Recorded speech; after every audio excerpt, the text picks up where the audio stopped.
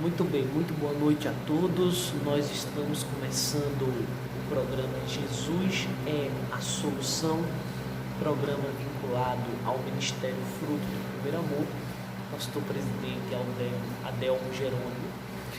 E quem vos fala é o pastor Bruno. Nós estamos gravando este programa com o objetivo de fortalecer a fé de todos aqueles que nos acompanham, porque você sabe que o difícil não é começar alguma coisa, o difícil não é uma pessoa dar entrada em um investimento, o difícil é fazer esse investimento e ir até o fim. O difícil não é uma pessoa casar, o difícil é se manter casado e aceitar a Jesus, entregar a vida para Jesus, batizar nas águas, tomar a ceia, receber o Espírito Santo. Nem é a parte difícil. A parte difícil é você permanecer com o Senhor Jesus, porque pensa comigo, você entrega a sua vida ao Senhor Jesus aos 18, 20 anos e suponhamos que você vai falecer ou Jesus vai voltar quando você tiver com 80, 70, 60 anos. Então tem uma longa caminhada até esse acontecimento, até esse feito. E até lá você precisa estar firme no seu propósito, estar firme naquilo que você faz, naquilo que você começou a fazer. E em uma de nossas reuniões aqui no Fruto do Primeiro Amor, eu chegara a comentar a esse respeito. O Senhor Jesus dissera: olha, quando um homem ele vai construir uma torre, ele senta para calcular, para fazer um cronograma, para fazer uma planilha, se ele tem como acabar aquela torre, se ele tem recursos, se ele tem da onde atribuir recursos para terminar aquela torre, para não acontecer dele começar e não terminar e as pessoas começarem a zombarem, a escarnecer ele ser um motivo de humilhação. E é exatamente o que acontece com uma pessoa que começa algo e não termina, tem algo inacabado. Jesus falara que nós somos o sal da terra, e se o sal perder o gosto, o sabor, para nada mais presta a não ser para ser pisado pelos homens. Então, qual é o segredo de você se manter? Qual é o segredo de você começar algo e continuar? Porque é nisso que está a vitória. Quantas pessoas começaram bem, seja um curso, seja uma faculdade, um trabalho, um investimento, mas por um motivo ou outro se perderam no meio do caminho, desistiram no meio do caminho. Às vezes estão tão pertinho de alcançar aquilo que intentaram, que fizeram do seu objetivo, e de repente pararam, de repente perderam aquilo que tinham para conquistar, por culpa deles mesmos, por culpa dele mesmo. O único culpado da sua situação, minha amiga, meu amigo, é você mesmo. Não foi a culpa de você estar nessa situação, não foi que alguém lhe desanimou, não foi que alguém fez algo mal para você, não foi nada. Mas pastor, olha, no meu caso, eu fui injustiçado, eu fui magoado, eu fui traído. E os apóstolos do Senhor Jesus? E os profetas? E o próprio Senhor Jesus? Ele não foi magoado? Ele não foi ferido? Ele não foi traído? E por que continua até o fim? Porque nós somos responsáveis pela nossa vida. Você está sofrendo, você é vítima de uma vida cruel, você já nasceu num berço cruel, mas mesmo assim, o único culpado da sua miséria é você. Porque se você usar a sua fé, você acaba com o seu sofrimento. Então, a minha vida muda, não é quando os outros mudam para comigo, mas é quando eu mudo para comigo. A atitude inicial, primordial, tem que ser minha. A atitude que é exigida para uma mudança é minha, não é do governo, não é da oportunidade familiar que surja, não é uma oportunidade social, nada. O único culpado sou eu. Então, você é hoje a sua escolha de ontem e será amanhã a sua escolha de hoje.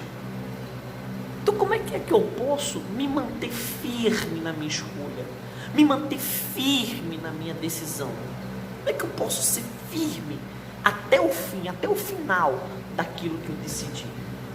Porque se você toma uma decisão e não arca com ela até o final, não faz ela vir a calhar, essa sua decisão não serviu de nada, lhe fez perder tempo. Essa é a realidade. Vamos colocar os pingos no giz, as barbas de molho, as cartas na mesa. Essa sua decisão que você começou e não terminou só me fez perder tempo. Você podia ter investido em outra coisa. Você está entendendo o que eu estou falando? Sim ou não? Sim ou não? Então, minha amiga, meu amigo, você tem que pensar, você tem que refletir. Você está disposto mesmo a ir até o final? Você está disposto mesmo a pagar o preço, a sacrificar? Porque se você não estiver disposto a sacrificar, você pode ter certeza que você não vai receber. Nada acontece por acaso. Você não vai ser realizado pelo acaso. Tudo acontece por um motivo, por uma consequência, por um resultado do seu feito, da sua atitude, da sua fé. A palavra de Deus, ela está condicionada. Você não vai achar uma promessa bíblica, abraâmica do Senhor Jesus que não tem uma condição. Tem uma condição. Tem um requisito, tem um critério para ser estabelecido. Você entende o que eu estou falando? Sim ou não? Sim ou não? Tá certo ou tá errado? Você vê. Veja, olha só. O segredo para você ir até o fim. Você ser firme na sua decisão. Você ser o quê? Firme, constante, perdurante. Olha só o que o Senhor Jesus, o que está escrito a respeito do Senhor Jesus no Evangelho de Mateus, no capítulo 14 e no versículo de número 23, diz assim: e despedida a multidão, Jesus despediu a multidão. Jesus, ele tinha trabalhado o dia inteiro, um trabalho forte, evangelístico, pregado para uma grande multidão, e no por fim ainda multiplicou pães e peixes para matar a fome daquela multidão, que era algo extrapolante. Estava um dia todo em jejum, obrigatoriamente, sem comer nada, ouvindo a Jesus, e Jesus, movido de grande compaixão, não podia dispensá-los para suas casas, a caminho de 2 dias em jejum. Jesus, ele teve compaixão, misericórdia, e através da oferta que foi lhe dado, a oferta de alguns pães, alguns peixinhos, veio até ele, foi trazido até ele alguns pães, alguns peixinhos, ele os multiplicou, de forma que alimentou aquela multidão, e ainda sobraram 12 cestos. Então Jesus, ele passou um dia inteiro de trabalho para o próprio Deus, foi trabalhando para si, trabalhando na obra de Deus, evangelizando. Nesse caso, pode se assemelhar, essa multiplicação de pão e peixe pode se assemelhar com um trabalho de doação de sopa, de roupa, de agasalhos para moradores de rua, assistência nos hospitais, nos presídios, trabalho de reconstrução, de reconciliação social.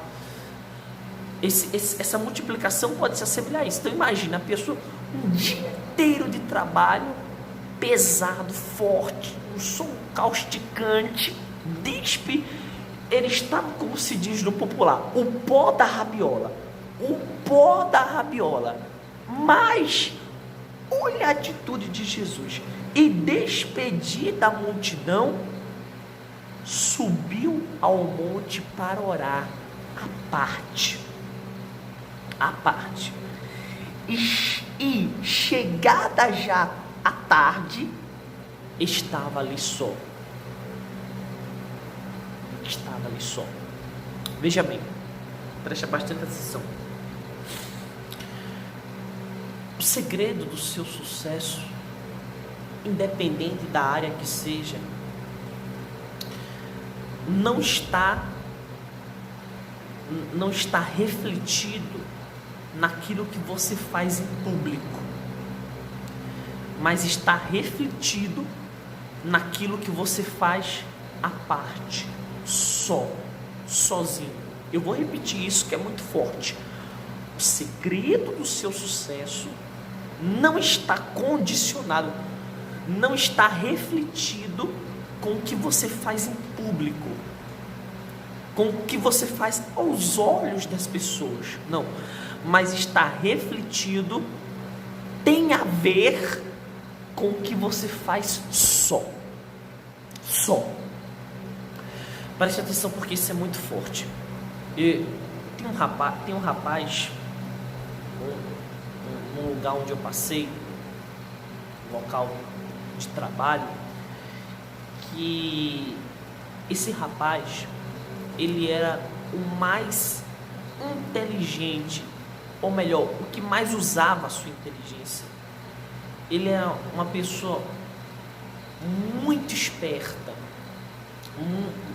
muito sábia no quesito material, no quesito de trabalho. E conversando, indagando com ele contaram o seguinte: rapaz, eu tenho um pouco de conhecimento de tudo, como se vê, entendo um pouco disso, um pouco daquilo, um pouco daquilo outro. Mas por quê? Ele disse: olha, desde a minha infância eu sou curioso para aprender. Então, desde pequeno eu fiz um propósito de ler o dicionário todo. Por isso eu tenho uma facilidade hoje para me comunicar. Tenho uma autoconfiança, porque me espelho, tenho como mentores pessoas de sucesso, grandes empresários. Eu costumo assistir depoimentos de pessoas de sucesso, aprender como eles fizeram para chegarem ao sucesso, ao topo do mundo. E tudo isso eu procuro quando eu estou só. Meu momento só não é um momento de desperdício. Isso ficou comigo, porque a palavra de Deus nos ensina a reter o que é bom, a ter bons olhos.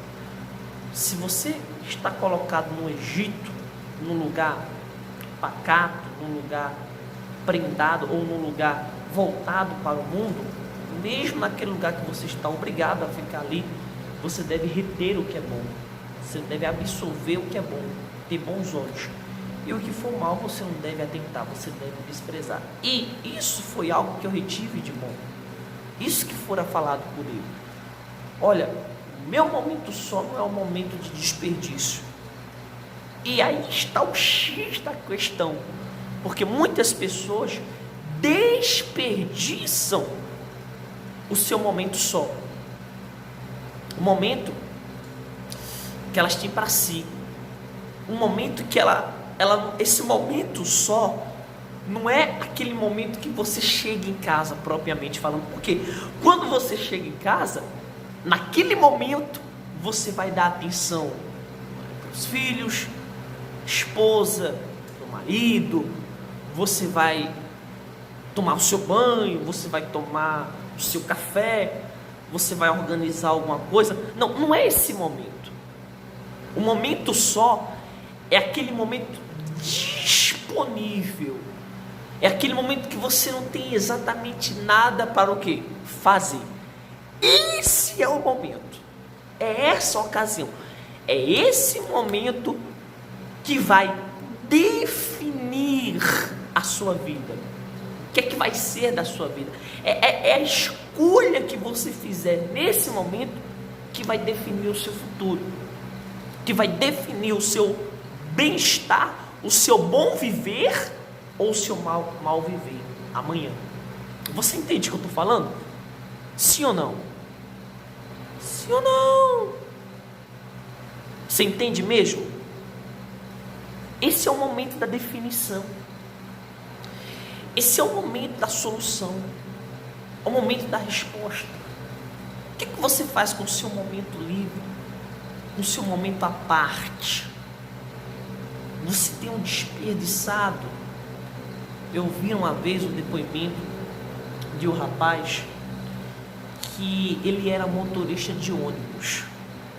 E como motorista de ônibus, ele se tornou dizimista fiel do Senhor Jesus. Mas, como motorista de ônibus, sendo dizimista ou não, quanto é que ele iria ganhar mensalmente? Por volta de R$1.000, mais ou menos. Dizimista ou não, qual é o salário dele? R$1.000. Não vai passar disso. Mas ele é dizimista. Ele é dizimista, mas o dízimo, ele protege, ele não multiplica. Dízimo é proteção contra os espíritos do azar financeiro, devorador, migrador, cortador, destruidor. O que multiplica é a oferta. O que faz multiplicar é a oferta. A oferta dada é um investimento no altar que vai lhe trazer uma semeadura. Você vai colher abundantemente, muito mais do que você plantou, do que você ofertou. Mas mesmo esse motorista sendo ofertante, ainda assim, qual era a renda dele? R$1.000. Até que ele percebeu, e essa percepção ele teve, essa ideia que eu vou falar, ele teve graças à sua fidelidade, às suas ofertas, aos seus dízimos. Houve um estralo na mente dele. O Espírito de Deus, o Espírito da prosperidade veio sobre a cabeça dele e abriu a visão. E ele pensou: eu tenho o meu tempo disponível, o meu tempo só, o meu tempo que eu não tenho nada para fazer, é o final de semana, é o domingo. E nesse domingo eu só durmo, eu só descanso. Eu vou fazer alguma coisa. A mulher dele sabia fazer um excelente almoço. Um excelente almoço. Os vizinhos convidados que iam à casa dele só tinham elogios para aquele almoço. Então ele começou a fazer quentinha, começou a fazer aqueles galetos, fica rodando ali no espeto, que quando o cachorro passa fica se lambendo. Já viu? Ele ficou ali, começou com aquele galeto, vendendo galetinho com a farinha, a quentinha, só naquele domingo, sem largar o trabalho dele. E daqui a pouco ele percebeu que naquele domingo ele botou aquela quentinha num lugar bom, movimentado. Ele percebeu que ele estava ganhando já o equivalente que ele ganhava no mês. Daqui a pouco ele fez agora o teste no sábado e no domingo, os 2 dias disponíveis. E daqui a pouco ele percebeu que ele estava ganhando mais do que ele ganhava no mês. E daqui a pouco ele teve que contratar um funcionário para ajudar por conta da clientela. E daqui a pouco ele largou o trabalho dele como motorista e estava vivendo apenas daquele negócio, ganhando muito mais. Quer dizer, a diferença aconteceu pelo que ele fazia no tempo disponível. No tempo disponível.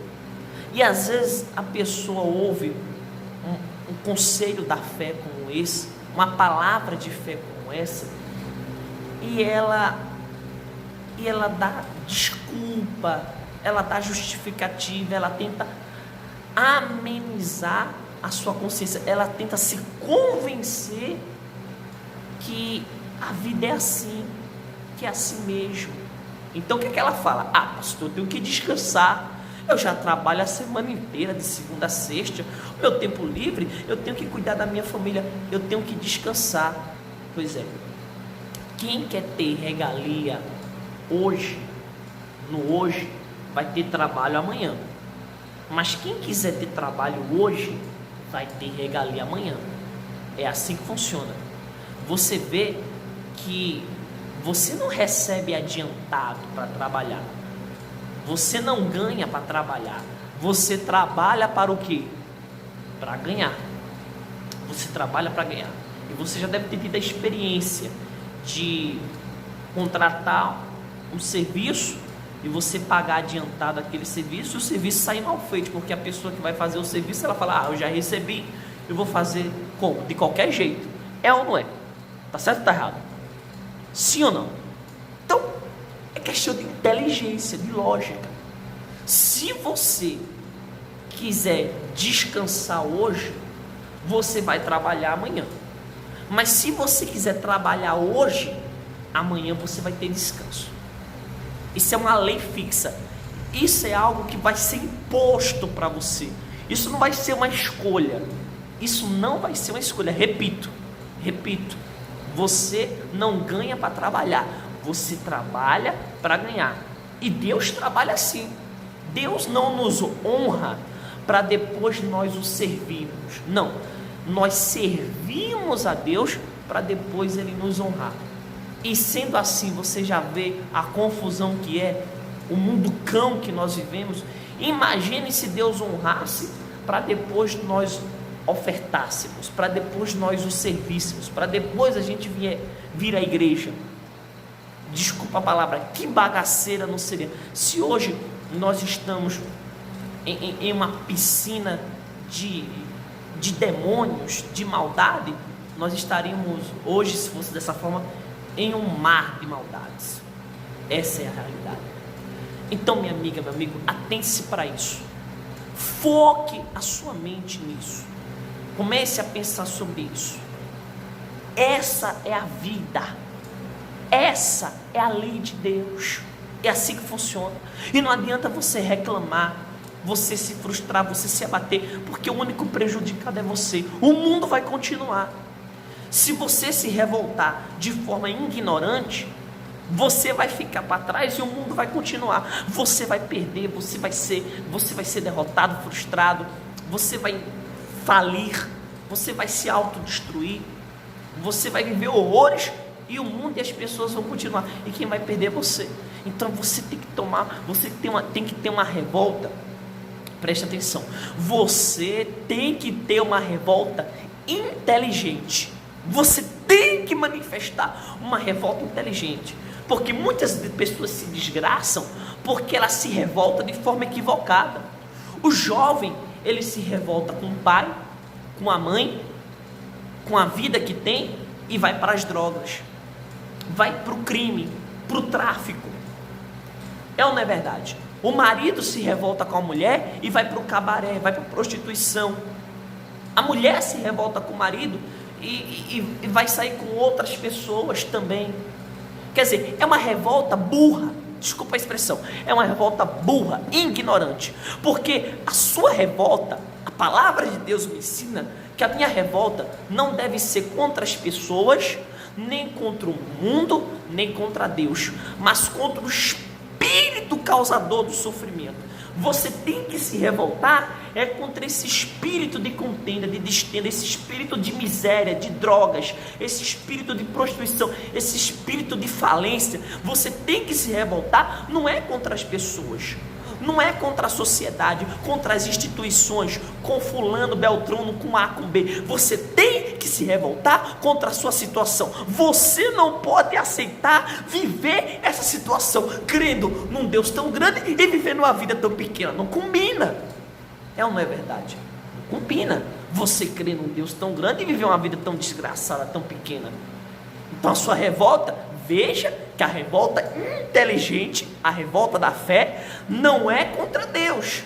Deus não existe, acabou, não quero mais saber. Não, a revolta burra.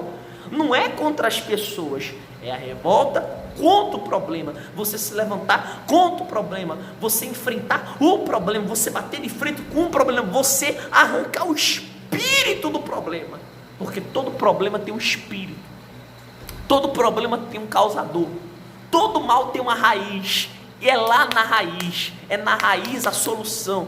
Não adianta, minha amiga, meu amigo, preste atenção que eu vou falar para você.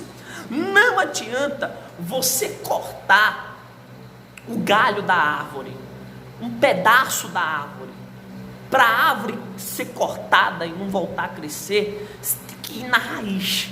É na raiz, porque a raiz que recebe os nutrientes da terra, que dá vida àquela árvore, é na raiz. Você tem que, é como se fala aquele velho ditado, né? Você tem que cortar o mal pela raiz. Esse é o ditado, essa é a realidade. É isso aí. Você tem que cortar o mal pela raiz da sua vida. Você tem que se revoltar contra o mal que está por trás desse problema. Você entende o que eu estou falando? Sim ou não? Então, eu quero voltar a enfatizar. O segredo do sucesso não está naquilo que você faz em público, mas está naquilo que você faz só. O que você faz só vai refletir na sua vida. Vai refletir se você vai ser uma pessoa decisiva ou uma pessoa emotiva. Uma pessoa inteligente ou uma pessoa sentimental. Veja o feito, a atitude do Senhor Jesus quando se está só. Preste bastante atenção. Aqui em Mateus, capítulo 14. Mateus, capítulo 14 e o versículo 23. Eu ler a primeira parte que dissera: e despedida a multidão, subiu ao monte. Quem subiu? Jesus. Subiu ao monte para orar à parte particular. E chegada já a tarde, estava ali só. Olha só, veja bem, eu tomar esse exemplo de Jesus. Agora são 1h15 da madrugada. Nós estamos aqui em Messias. Hoje nós fizemos um trabalho muito forte para a prosperidade do povo de Messias, aqui no Fruto do Primeiro Amor, na rua Mário Bento, número 40, aqui na Rua da Padaria. E hoje nós fizemos um trabalho muito forte, exaustivo, cansativo, mas ainda agora eu estou fazendo esse programa para te abençoar. E antes de fazer esse programa, eu fiquei à parte para falar com Deus, ainda quero ficar. Porque esse é o segredo, é no que você faz só. Jesus, ele estava só. Ele estava só.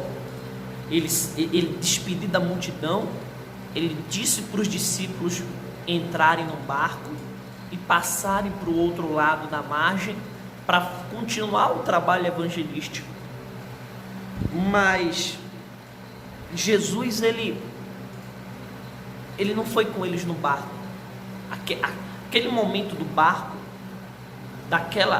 daquele lugar para outra margem que Jesus queria chegar, aquele momento ali era um momento de descanso, era um momento de repousar, de descansar. Mas Jesus não foi descansar. Ele mandou os discípulos ir na frente e foi para o monte orar, à parte, sozinho com Deus. Que bacana, isso aqui é bacana. Todo aquele trabalho que ele fizera durante o dia, cansativo, exaustivo, não substituiu um momento dele à parte com Deus. E é isso que eu quero chamar a atenção para você, até para você obreiro, viu?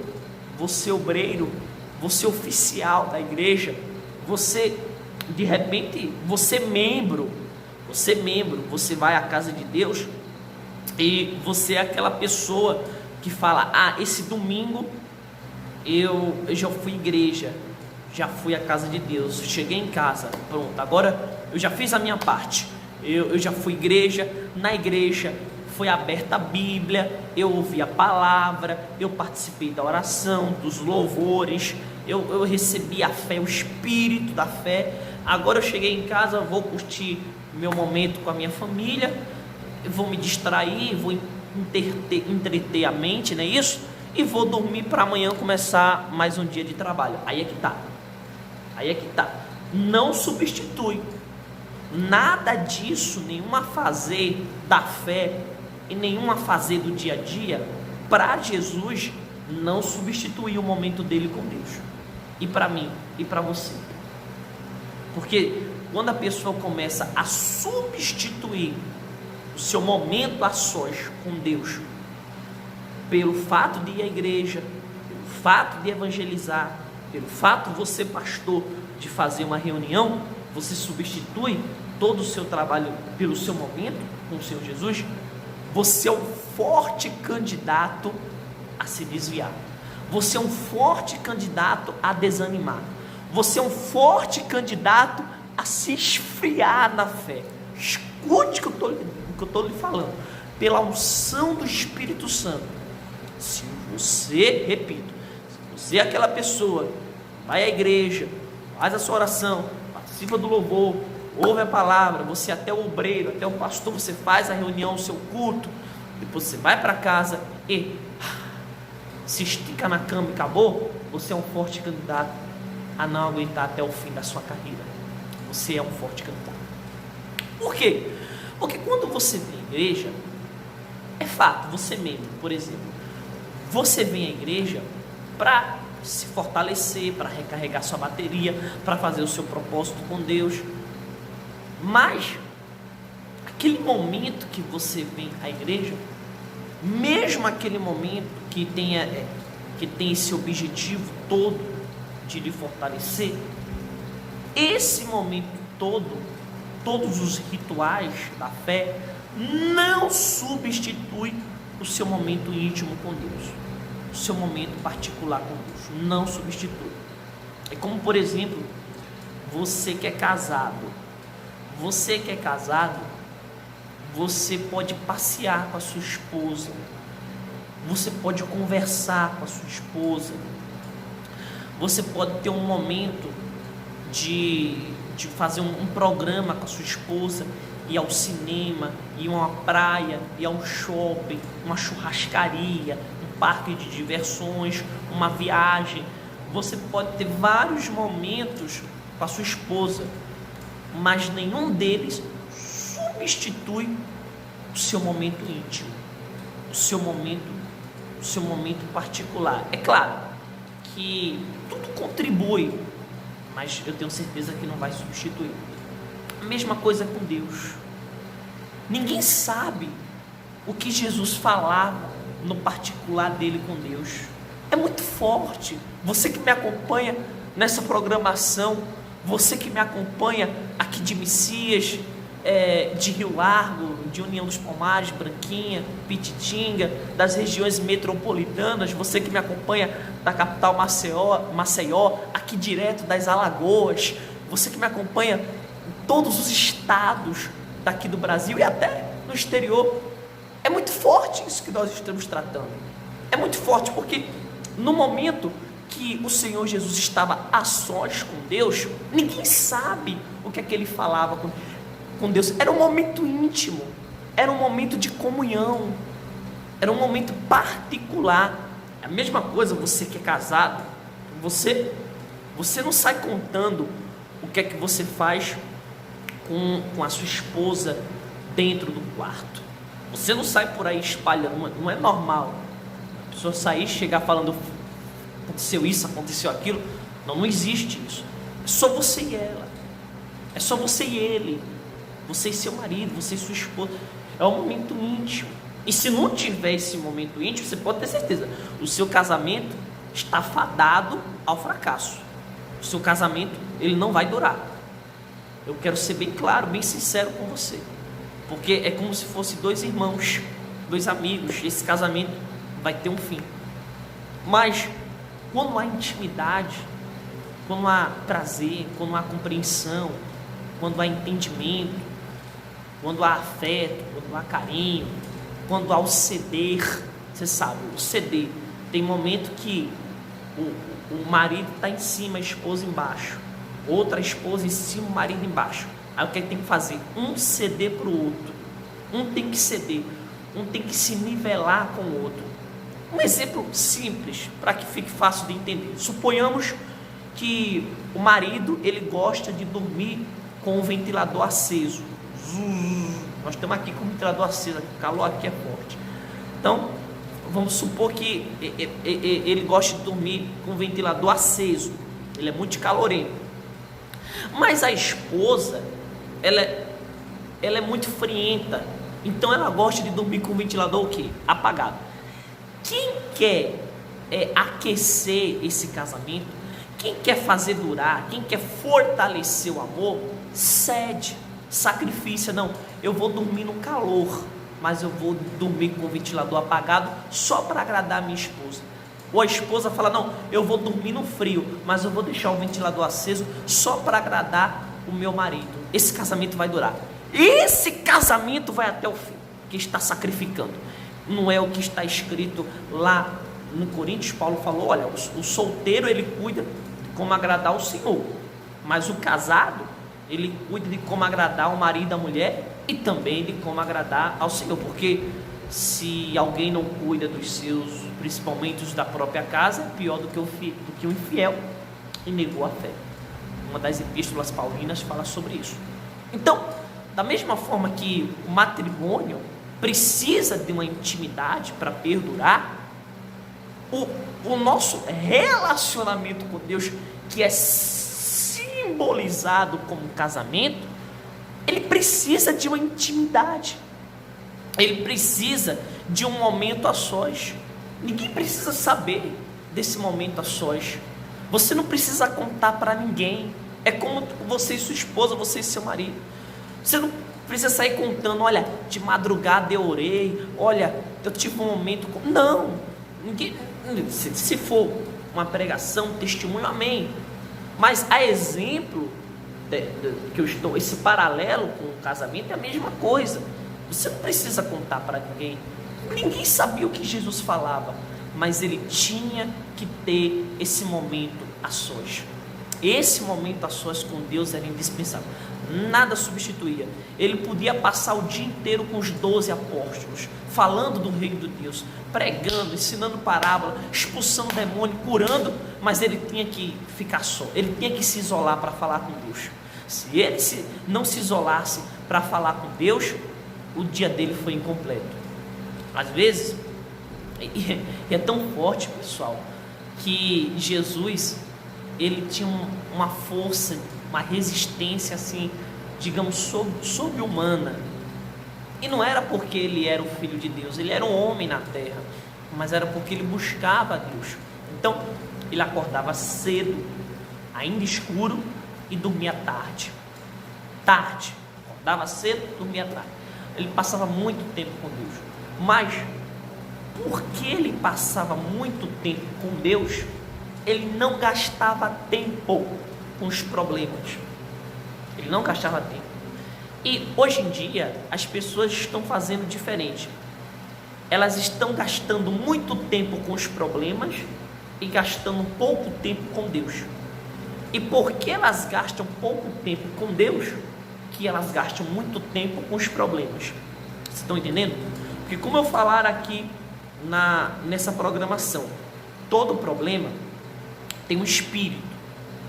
Todo problema possui por detrás dele, às vezes pode ter desvio de caráter, desvio de conduta, pode ter uma falta de vigilância, mas, querendo ou não, por trás de todo e qualquer problema, há um espírito.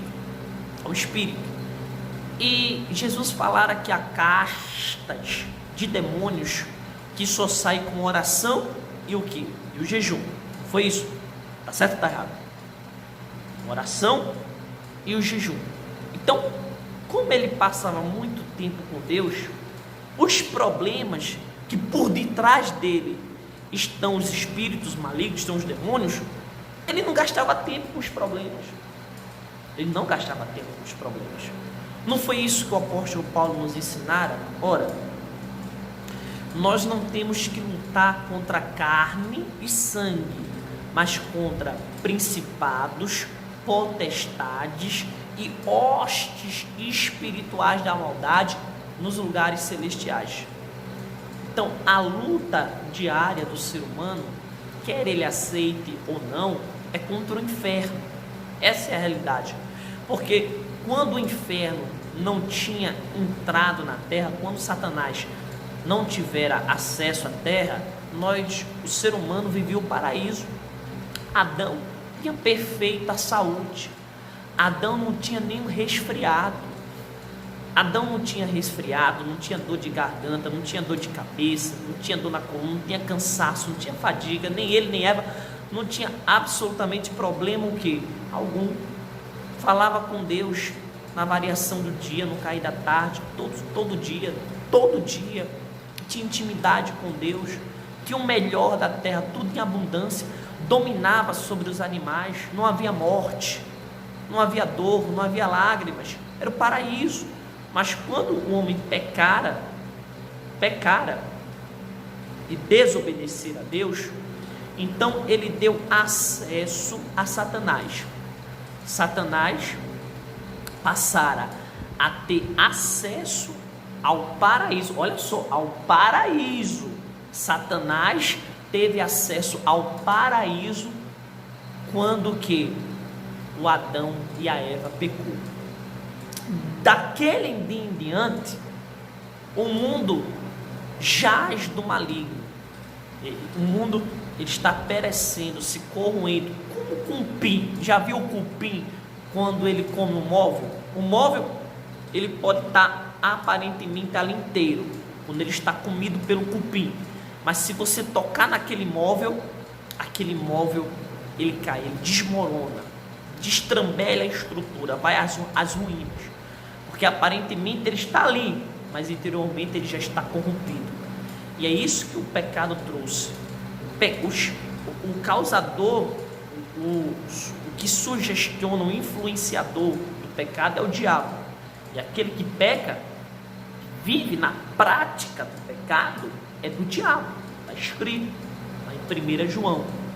Vive na prática do pecado, é do diabo. A coisa é você pecar, confessar, se arrepender, deixar para trás, largar. Se pessoas acreditem ou não que você largou, que você deixou, que você se converteu, é problema delas. Mas você com Deus, você confessou, largou, nova vida para você, nova criatura. As coisas velhas se passaram, tudo se fez novo. Mas caso você continue na prática do pecado, você está servindo o diabo, você está se enganando, mesmo que você esteja na igreja. E aí, a consequência do pecado é essa. O que é que o diabo veio fazer? Matar, roubar e destruir. Então, a maior causa da desgraça na vida das pessoas é por ela não parar de pecar.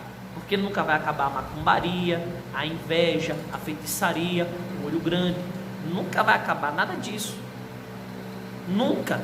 Até Jesus voltar, até no mundo apocalíptico, ainda vai ter isso. Não vai acabar a maldade. Só no fim de tudo, no fim dos tempos. Mas até lá, qual é o segredo da pessoa não ser tocada pelo diabo? Ela nascer de Deus. Ela receber o Espírito de Deus. Ser cheia do Espírito de Deus. É o que está escrito lá em João. Aquele que é nascido de Deus não peca, e o maligno não lhe toca. Não vive na prática do pecado. Está certo ou está errado? Então, você verifica, você avalia, você percebe, você raciocina que o causador da desgraça, dos problemas, é o próprio ser humano, é a própria pessoa. Então, quando ela entrega a sua vida ao Senhor Jesus, de corpo, alma e espírito, segue o protocolo da fé, morre para o mundo para viver, desce as águas, mata a velha criatura, toma-se, torna dizimista fiel, procura e recebe o batismo do Espírito Santo. Acabou, o diabo pode fazer o que quiser, ele não vai ter espaço na vida dela. Então, recapitulando, você vê que a pessoa, para ela passar menos tempo com os problemas, ela tem que passar mais tempo com quem? Com Deus. Longe do mundo, isolada do contexto pecaminoso, corrupto, do contexto da carne, e junto ao Espírito, junto ao Altíssimo, os problemas não poderão ficar de pé diante dela. Ela vai estar de joelhos diante de Deus e de pé diante dos problemas. Os problemas vão estar de joelhos diante dela, mas ela vai permanecer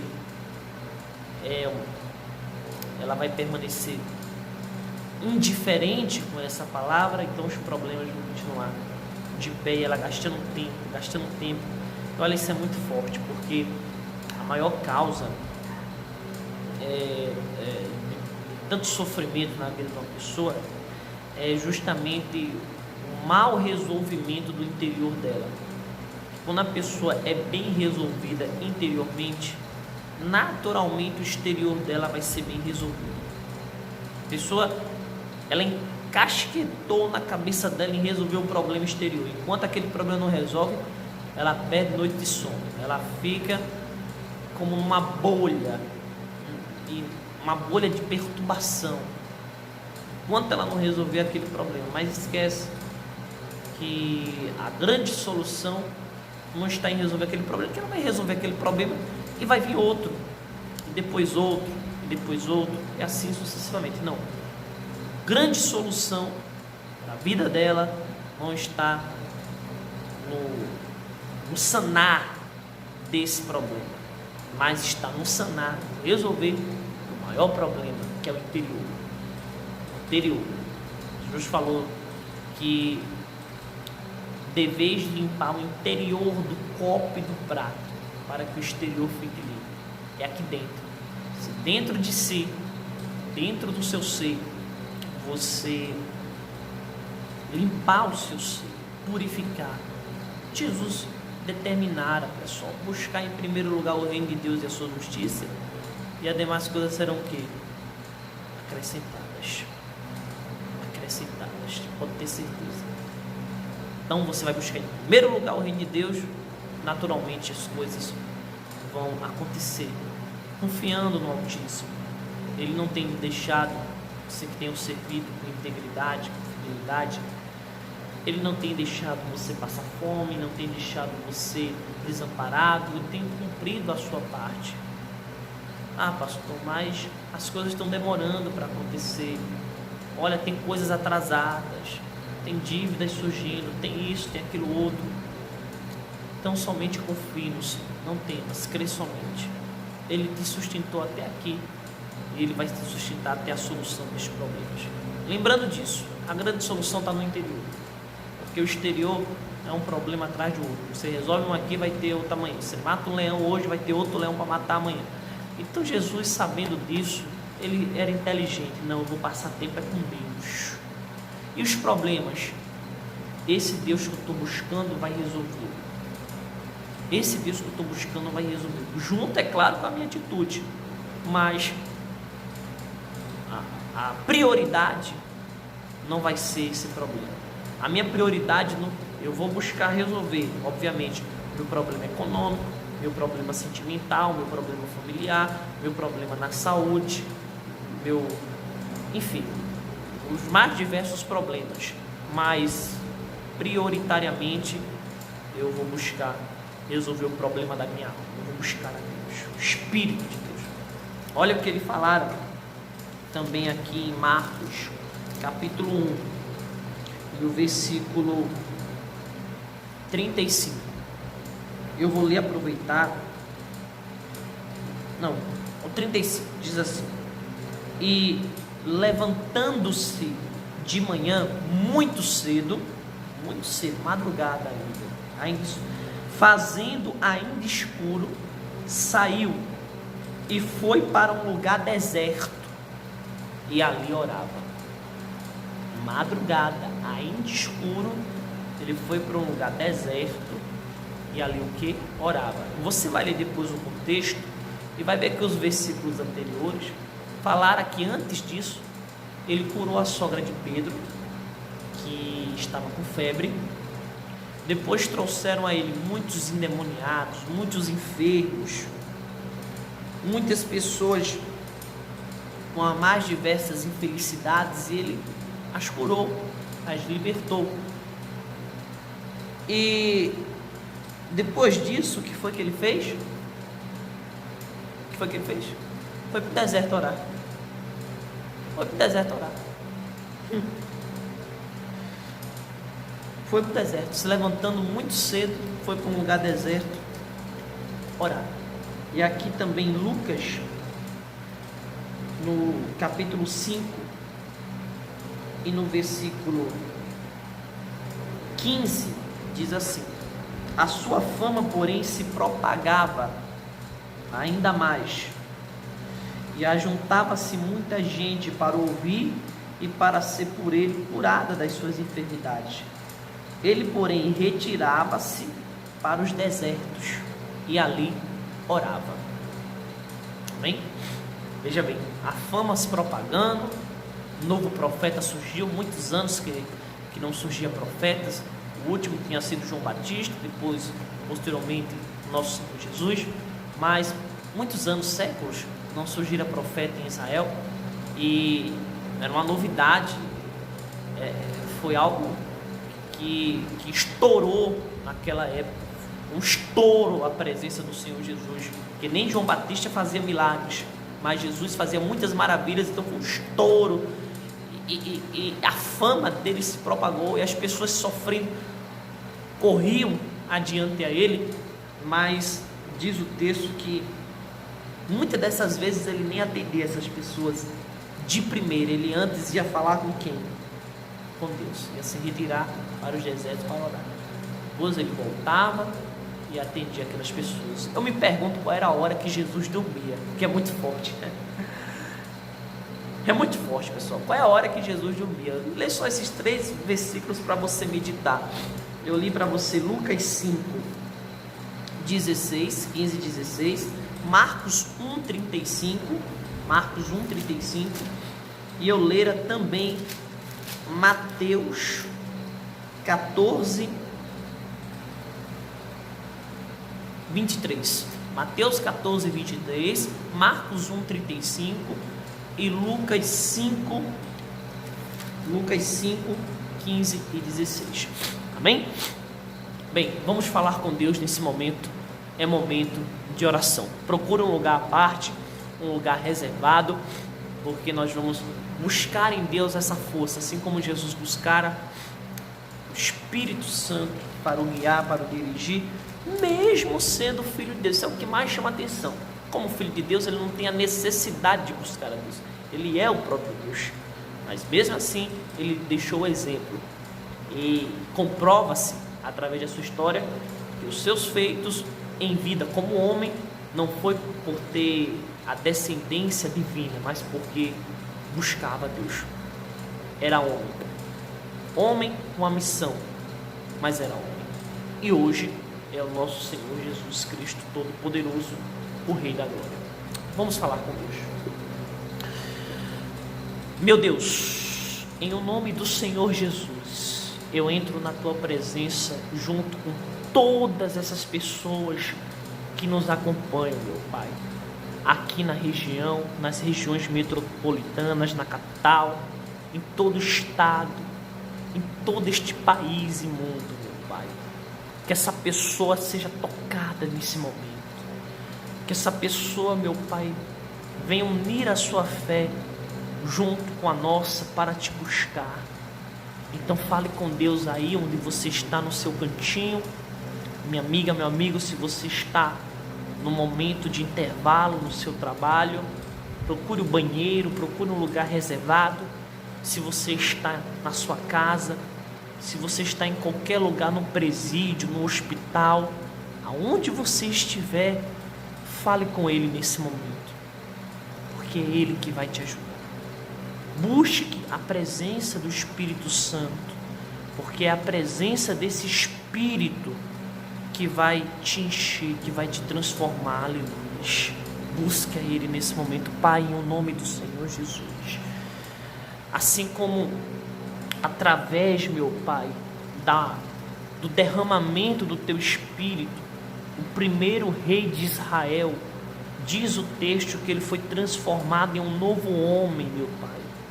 Assim eu determino que aconteça sobre a nossa vida, sobre a vida dos que te buscam, dos que buscam o teu Espírito. Transforma em novo homens, em novas mulheres, mulheres e homens de fé, que vão fazer a diferença aonde pisar a planta do pé, que vão ser transformados, que vão transformar vidas. Meu Deus, faz nova todas as coisas, que haja um novo pensar, um novo agir, um novo falar. Meu Pai, que nunca mais a vida dessa pessoa seja a mesma, mas que o teu Espírito comece a fortalecer, a restituir, a reconciliar. Meu Deus, derrama da tua presença, porque é fato, somos indignos, imerecedores, pecadores, mas por tua grande misericórdia, se move nesse momento com grande compaixão, perdoa os pecados, as falhas, transgressões, iniquidades. Minha amiga, meu amigo, confesse agora qualquer falha, qualquer pecado, por mais insignificante ou grande que seja, confesse nesse momento, porque ele faz divisão entre nós e Deus. Confesse e o determine a abandonar. Faça um pacto, uma aliança com Deus e diga: meu Deus, eu vou abandonar, eu quero me entregar a Ti nesse momento. Se entregue nesse momento, de corpo, alma e espírito. Pela fé vai confessando, vai dizendo, vai falando, vai verbalizando.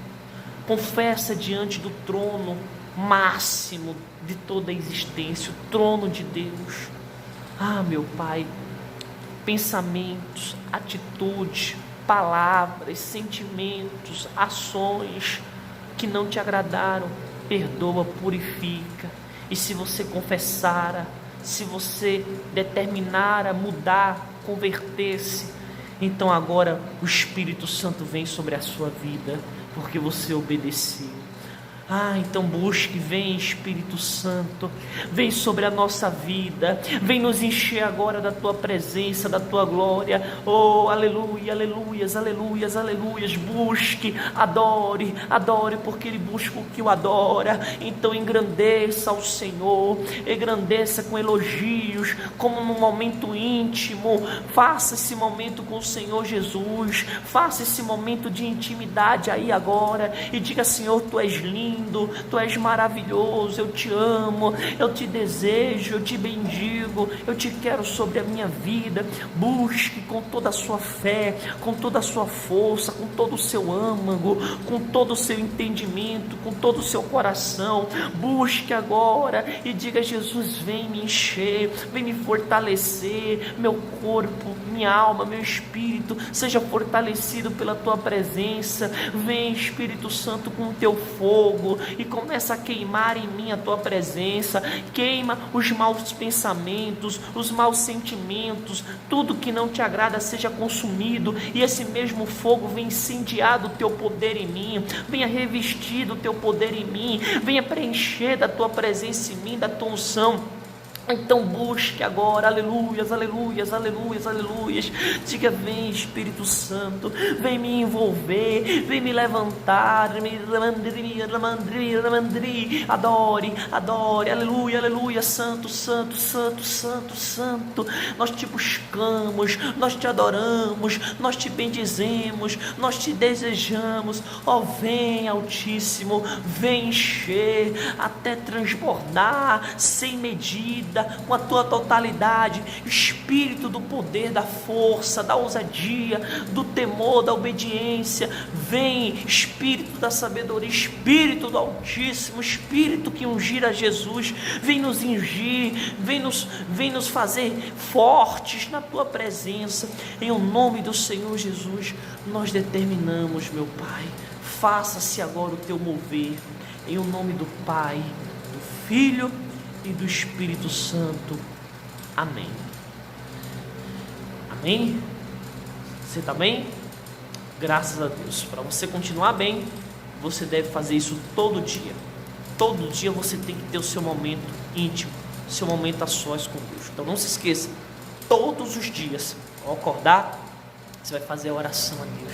Você vai levantar as mãos, erguer as mãos e amarrar todo o mal que estiver, que porventura esteja vindo contra a tua vida. Você vai falar: oh meu Deus, frustra todos os planos do inimigo sobre a minha vida. Todos os planos do diabo estão amarrados aqui agora. Em nome do Senhor Jesus, eu te busco, eu te adoro, eu te bendigo. Abra a palavra de Deus. Leiam um capítulo, um versículo. Fale com Deus: ó Deus, fala comigo aqui na tua palavra. Essa é a maior revelação. Abra a Bíblia. Busca a resposta de Deus. Pastor, eu não entendo. Não tem problema. Vai lendo sem entender. E a parte que você entender, que você compreender, é o que Deus quer de você.